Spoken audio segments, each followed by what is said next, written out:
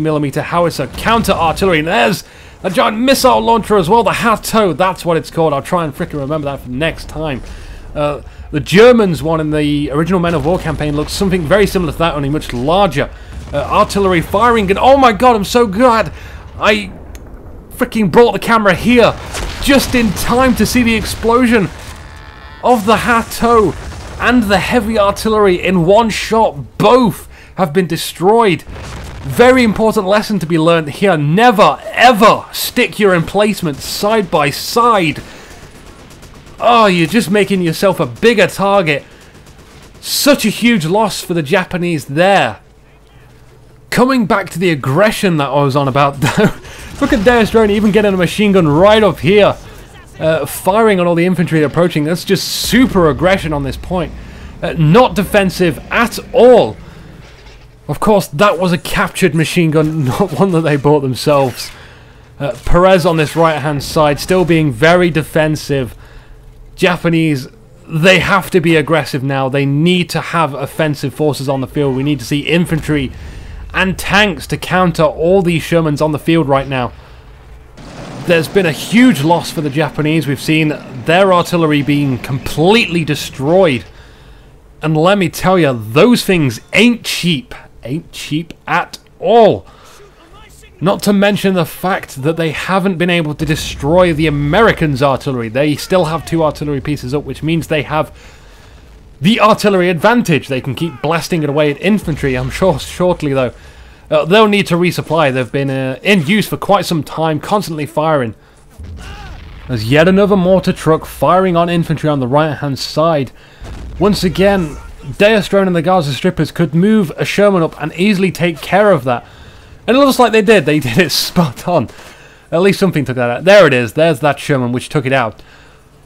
Always got to remember the resources you have on the field and try and apply them to situations, even if that situation seems a little bit unheard of.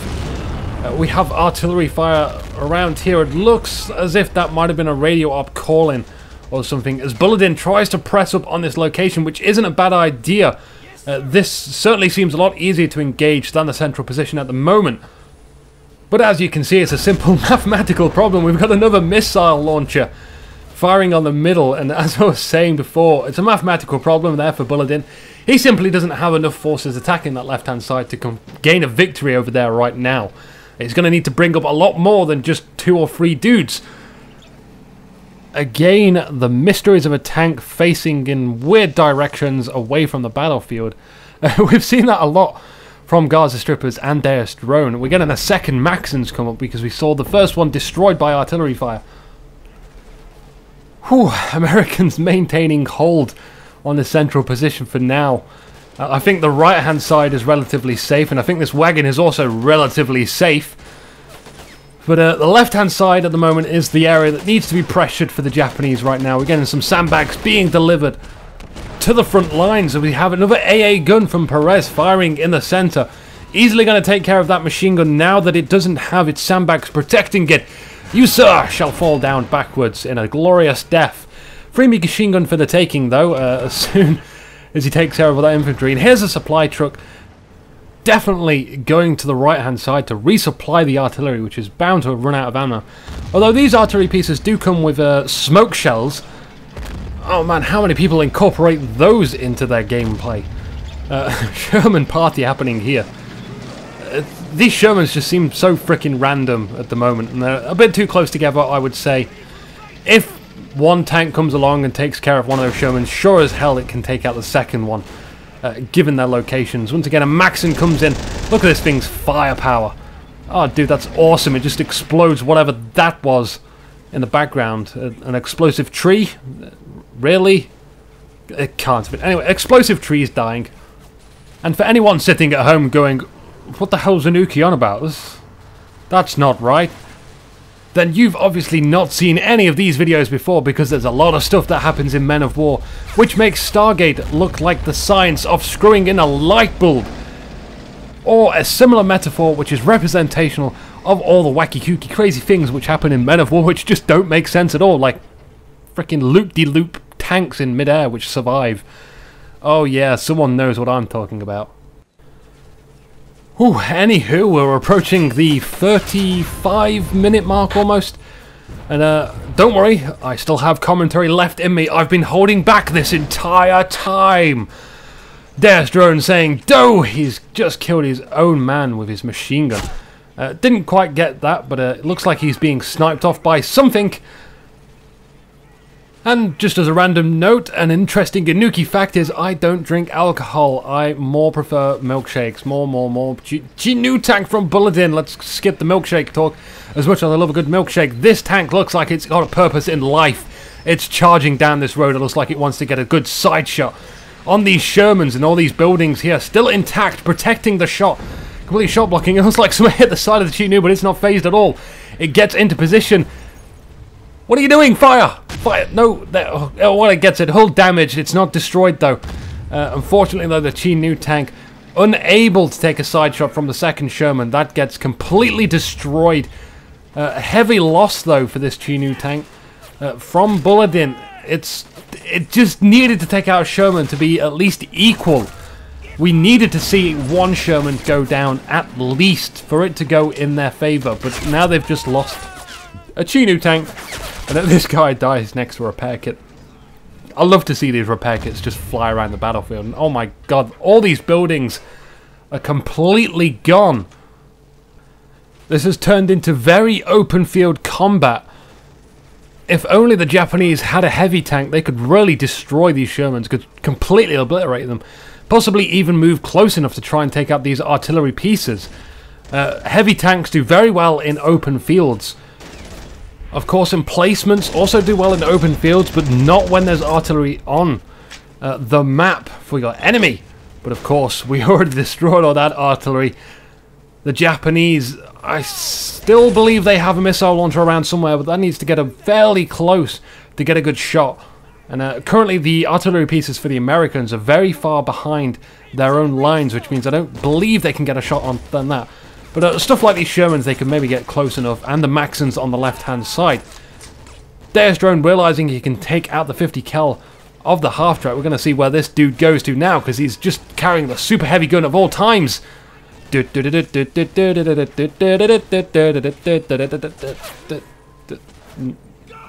No. Stop it. Stop the singing. Here we go. He's blasting away the infantry on this side now. Thus, ending the story of the guy, which I do not know, because if I hover over the unit, it doesn't tell me his name. Unfortunately, you can only see the names of your own units, and I would very much like the ability to be able to select other people's stuff and find out, you know, which soldiers, well, what their names are and which soldiers are in this vehicle and what their names are as well. So I can give people a bit more life when I hover over them. It's not just like, this soldier is dead. It's not. It's like John Wayne was super cool, but then he died from grenades and stuff. You know, it gives it a bit more life. Anyway, we got another Type 92 carrying a flak to the middle. We've seen these Type 92s used, well, this is the second time I've seen it used to carry something around. Maybe this is what they've been used for the entire game at the moment. And strangely enough, we got another Type 92 which magically appeared in the center of the map. You know, one day I'm half expecting just to come to one side, like one point on the map, and there'd just be like 9 King Tigers and like 7 Centurions. They'd be like, what the hell happened here? Why? Anyway, Gaza strippers. Oh, this voice is horrible, and that will kill me if I keep that up. But he's resupplying the artillery because that's ran out of ammo as well. So those have been constantly firing. We also have this M8 small, very light artillery piece. Fires one shot at a time, and you have to fire it constantly.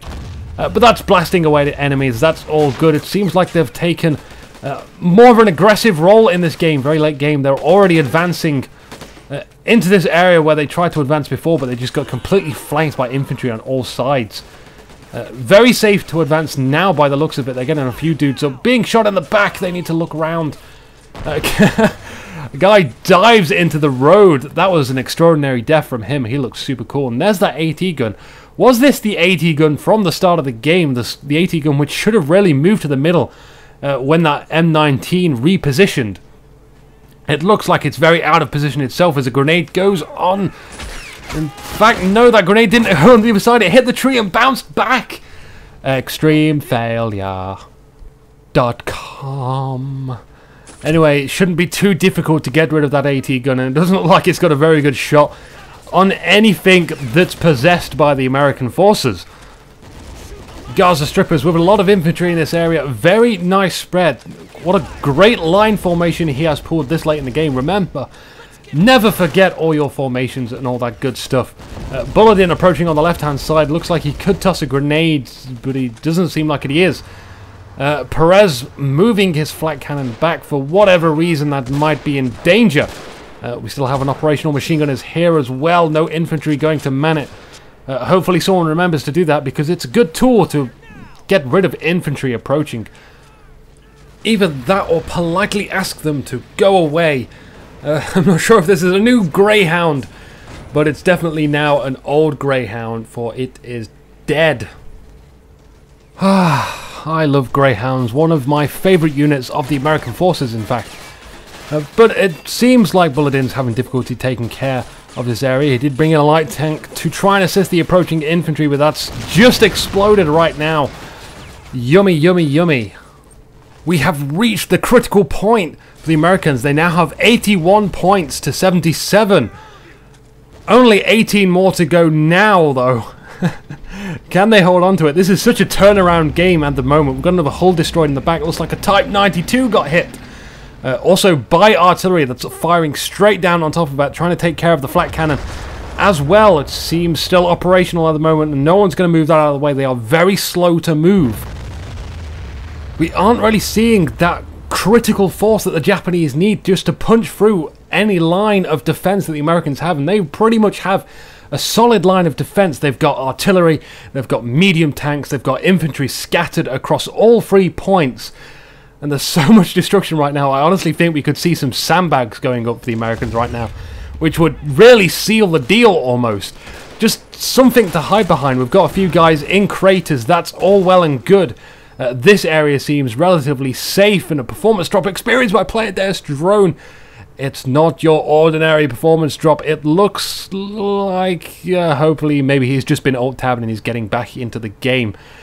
But anyway, we'll have to go for another intermission whilst this comes back in. That AT gun is still alive. Doesn't have a good shot on anything it's facing in a really completely odd way. Although I do believe it took out this M8. That's all well and good. It doesn't have a shot on the artillery or the half-track. We do have a half-track here, which is replacing that M8 now. And strange enough, it doesn't have a shot on these Shermans as well. Deus drone, where are you? It would be bad for you to drop right now. There's only 14 points left. If you crash in your game, there is no restarting. These players have to continue now, even if you crash in like the 50-second mark, unless both teams agree that they want to play together to restart the game. That is absolutely fine. But unfortunately, I don't think they want that to happen now. The Japanese probably very excited to know that Deus is gone. But it's still going to be a problem for them. Commandeer AI has taken his place and is already kind of charging forward. And look at this guy's super hacks. He can freaking aim and move at the same time.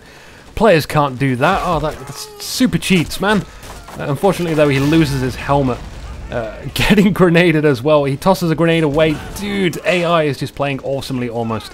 He still dies, though. They're still advancing upon the enemy. This is going to hurt the Japanese unless they can get some freaking infantry out. This is really what they're lacking at the moment, is infantry. Remember, you need infantry to take zones as well as to fight other infantry. They are your main force, your backbone of your entire army in this game. Never underestimate what they can do. They can kill anything. Perez and Bulladyn did have a very strong early game, especially with that Type 92 rush in the beginning, which killed a lot of infantry. But at the moment, it's really lacking. Their late game needs a little bit of work. We've got infantry approaching from Perez. This is great. This is exactly what they need to do.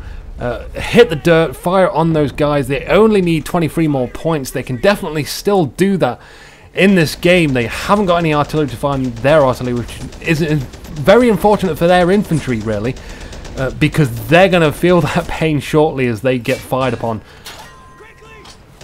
That's if the AI can use their artillery. It does appear that the Gaza Strippers is using his artillery to take out the static emplacements. light tank comes charging in. It's going to be no match for the Sherman, but it might buy some infantry casualties.